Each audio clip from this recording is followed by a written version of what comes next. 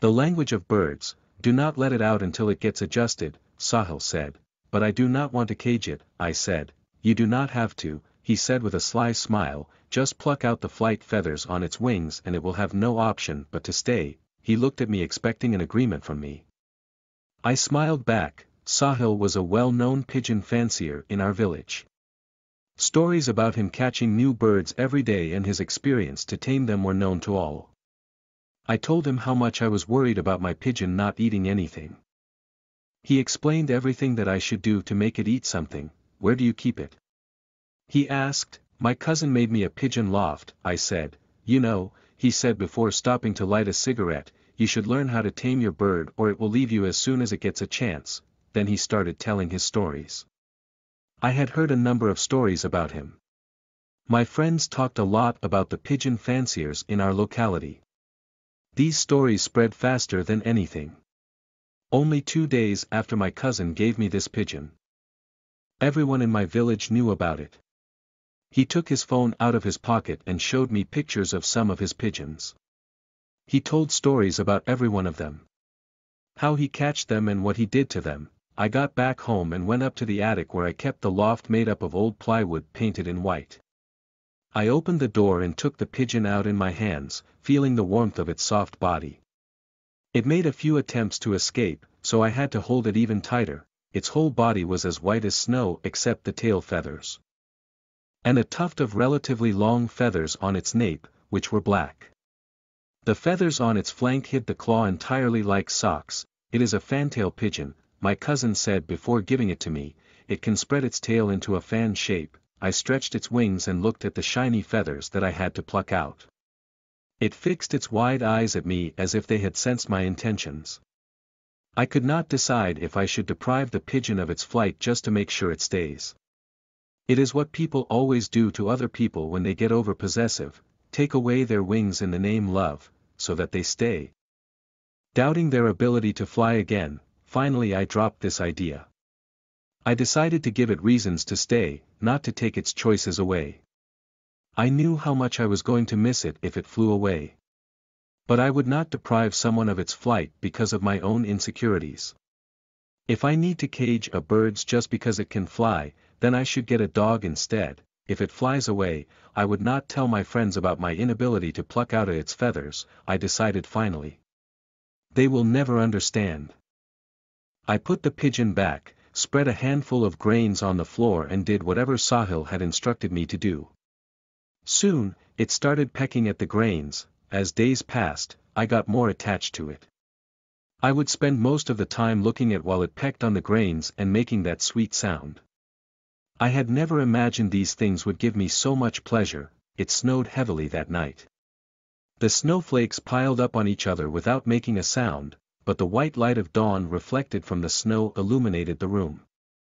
And then finally, the piled-up snow from the roof of my house struck the ground with a thud, waking me up from sleep. I went up and opened the loft. It stood in a corner with head buried in its shoulders. As soon as I opened the door, it raised its head and stretched its body. Now it looked more energetic. I turned around to get some grains.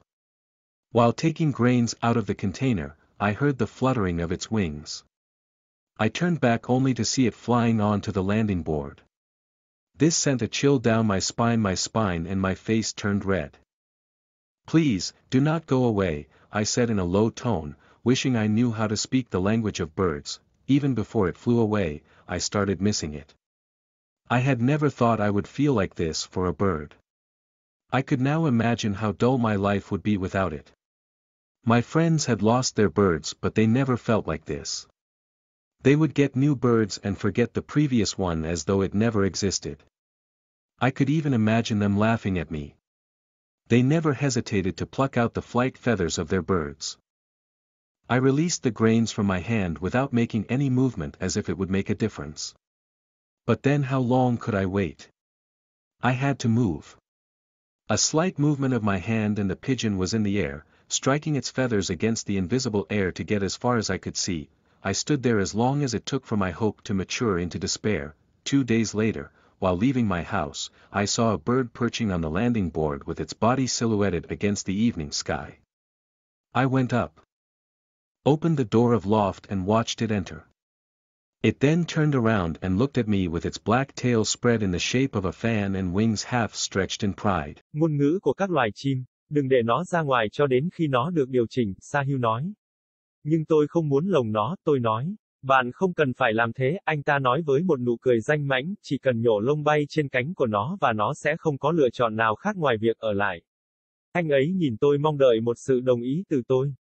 Tôi cười đáp lại, Sahil là một người đam mê chim bồ câu nổi tiếng ở làng chúng tôi.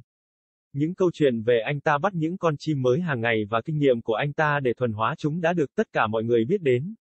Tôi nói với anh ấy rằng tôi đã lo lắng đến mức nào về việc chim bồ câu của tôi không ăn được gì.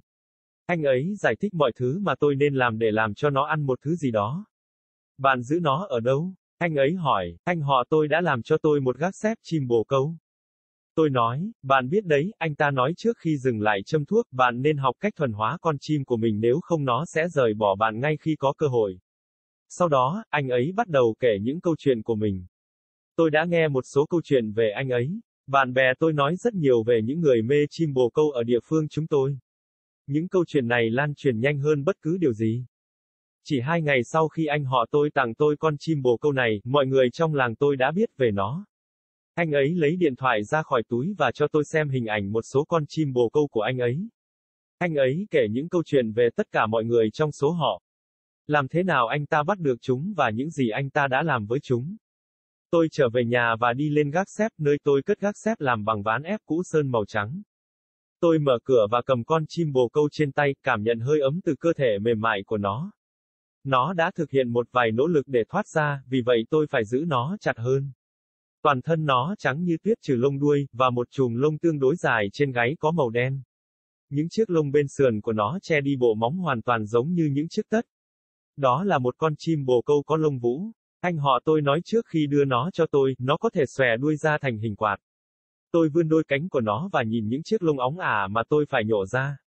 Nó dán chặt đôi mắt mở to của mình vào tôi như thể chúng đã cảm nhận được ý định của tôi. Tôi không thể quyết định xem mình có nên tước quyền bay của con chim bồ câu chỉ để đảm bảo nó ở lại hay không.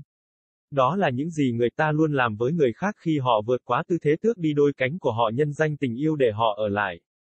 Nghi ngờ về khả năng bay trở lại của họ. Cuối cùng tôi đã bỏ ý tưởng này. Tôi quyết định cho nó lý do để ở lại, không tước bỏ sự lựa chọn của nó. Tôi biết tôi sẽ nhớ nó đến nhường nào nếu nó bay đi.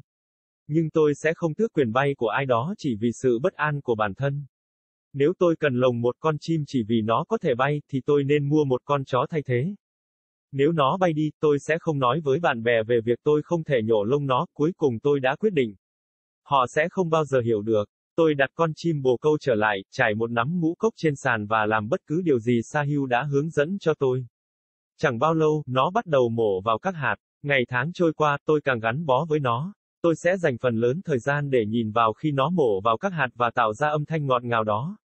Tôi chưa bao giờ tưởng tượng được những thứ này lại mang đến cho tôi nhiều khoái cảm như vậy. Đêm đó tuyết rơi dày đặc, những bông tuyết chồng chất lên nhau không phát ra âm thanh, nhưng ánh sáng trắng của bình minh phản chiếu từ tuyết đã chiếu sáng cả căn phòng. Và rồi cuối cùng, tuyết chất đống từ nóc nhà tôi đập mạnh xuống đất đánh thức tôi khỏi giấc ngủ. Tôi đi lên và mở gác xếp. Nó đứng trong một góc đầu vùi vào vai. Ngay khi tôi vừa mở cửa, nó đã ngóc đầu dậy và vươn vai. Bây giờ nó trông tràn đầy năng lượng hơn. Tôi quay lại để lấy một số hạt. Trong khi lấy ngũ cốc ra khỏi thùng chứa, tôi nghe thấy tiếng cánh của nó rung rinh. Tôi quay lại chỉ để thấy nó đang bay trên tấm ván hạ cánh. Điều này khiến tôi ớn lạnh sống lưng và mặt tôi đỏ bừng. Làm ơn, đừng đi xa, tôi nói với giọng trầm, ước gì tôi biết cách nói tiếng chim. Ngay cả trước khi nó bay đi, tôi đã bắt đầu nhớ nó. Tôi chưa bao giờ nghĩ rằng tôi sẽ cảm thấy như thế này đối với một con chim. Bây giờ tôi có thể tưởng tượng cuộc sống của tôi sẽ buồn tẻ như thế nào nếu không có nó. Bạn bè của tôi đã mất chim nhưng họ chưa bao giờ cảm thấy như thế này. Họ sẽ kiếm được những con chim mới và quên đi những con trước đó như thể nó chưa từng tồn tại. Tôi thậm chí có thể tưởng tượng họ đang cười nhạo tôi. Họ không bao giờ ngần ngại nhổ lông chim bay. Tôi thả các hạt ra khỏi tay mà không thực hiện bất kỳ cử động nào như thể nó sẽ tạo ra sự khác biệt. Nhưng sau đó tôi có thể đợi bao lâu? Tôi đã phải di chuyển. Một chuyển động nhẹ của bàn tay tôi và con chim bồ câu đang bay trong không khí. Hất lông của nó vào không khí vô hình để tôi có thể nhìn thấy xa nhất. Tôi đã đứng đó chừng nào hy vọng của tôi trưởng thành trong tuyệt vọng. 2 ngày sau, khi rời khỏi nhà tôi nhìn thấy một con chim đậu trên bãi đáp với thân mình in bóng trên bầu trời buổi tối. Tôi đi lên, mở cửa gác xếp và nhìn nó đi vào. Sau đó, nó quay lại và nhìn tôi với cái đuôi đen xòe ra hình chiếc quạt và đôi cánh duỗi ra đầy kiêu hãnh.